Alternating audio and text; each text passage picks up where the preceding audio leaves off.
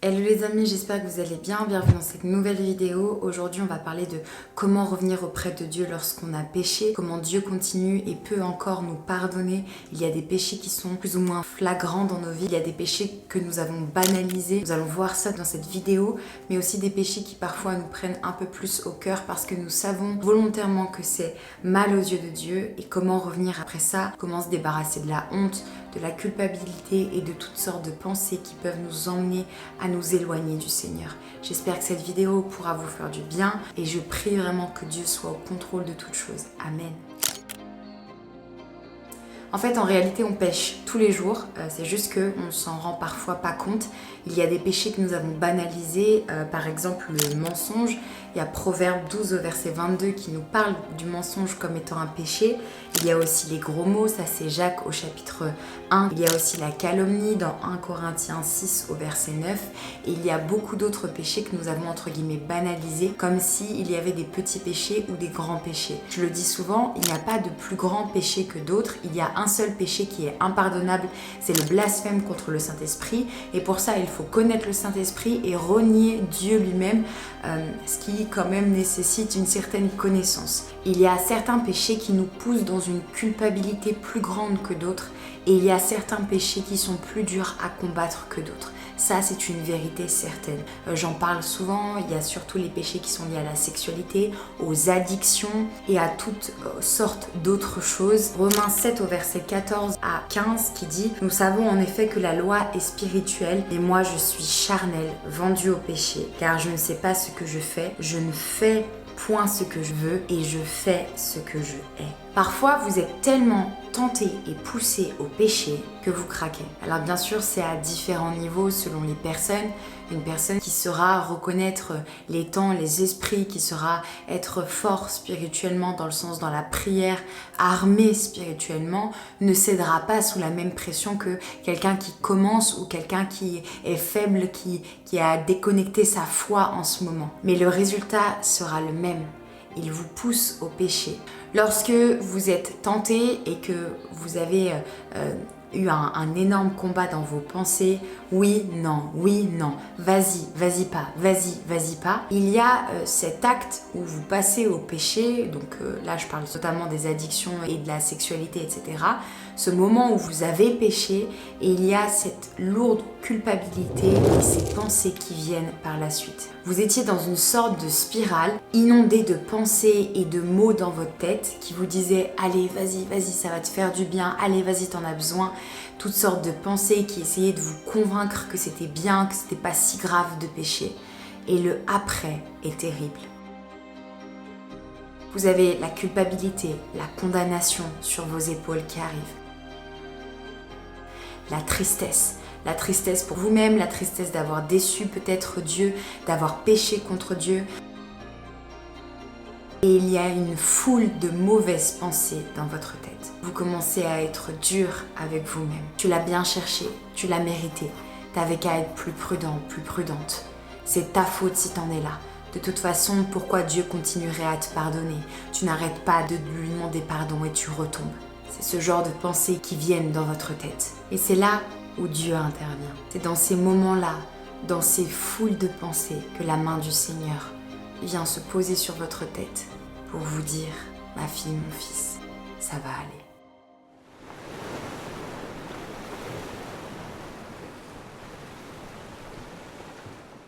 C'est à ce moment-là où vous devez être comme David, en esprit et en vérité, avec Dieu.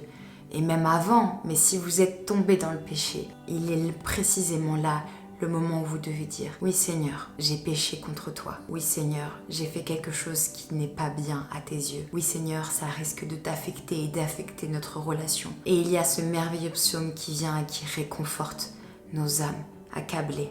Le psaume 51. « Ô Dieu, aie pitié de moi dans ta bonté. Selon ta grande miséricorde, efface mes transgressions. Lave-moi complètement de mon iniquité et purifie-moi de mon péché. Car je reconnais mes transgressions et mon péché est constamment devant moi. J'ai péché contre toi seul. » Et vous pourrez lire la suite du psaume. Ce psaume, c'est David qui crie à Dieu parce qu'il sait qu'il a péché.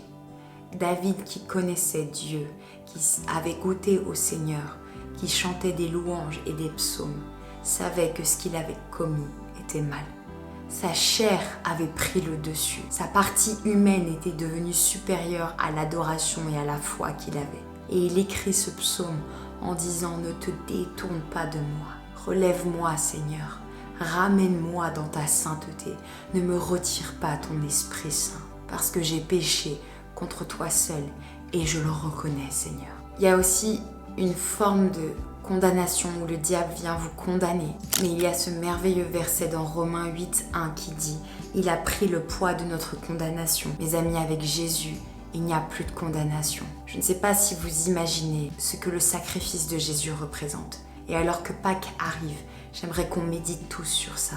Sa mort, son sang, sa résurrection m'a offert la grâce. Et nous étions vendus, condamnés au péché. Nous étions condamnés à vivre sous la domination du péché. Nous étions condamnés à recevoir, à manger les fruits du péché, à récolter ce que l'on semait au travers du péché. Pourtant, grâce à sa mort et à sa résurrection, toi et moi, nous n'avons plus de condamnation. Avec lui, nous devenons plus forts.